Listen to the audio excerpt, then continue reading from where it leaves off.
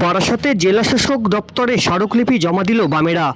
অবাধ ও নিরপেক্ষ নির্বাচনের জন্য প্রকৃত ভোটারদের নিয়ে ভোটার তালিকা তৈরির দাবিতে আজ উত্তর 24 পরগনা জেলায় দুপুর 3টে নাগাদ বারাসাতে জেলাশাসক দপ্তরে স্মারকলিপি জমা দিল বামেরা।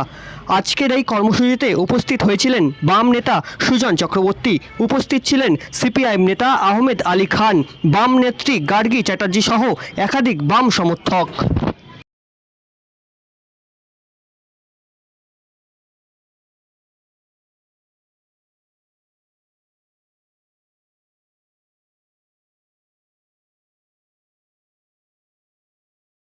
আমরা ভুয়ো ভোটার লিস্ট নিয়ে ডেপুটেশন দিলাম, কারণ ভোটার লিস্টে হচ্ছে ভুয়ো তালিকা, মারা গেছে মৃত ব্যক্তি থাকেন না, সেই ভোটার তালিকার সংশোধন হয় না।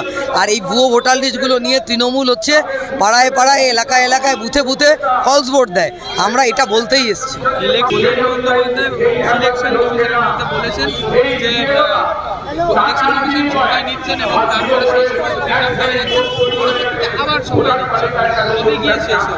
জানি না, এবং ইলেকশন কমিশনকে বারংবার আমরা শুধু এখানে না, ইলেকশন কমিশনকেও জানিয়েছি। এবং স্বচ্ছ ভোটার লিস্ট না হলে পারে পশ্চিমবাংলায় গণতন্ত্র ফিরবে না।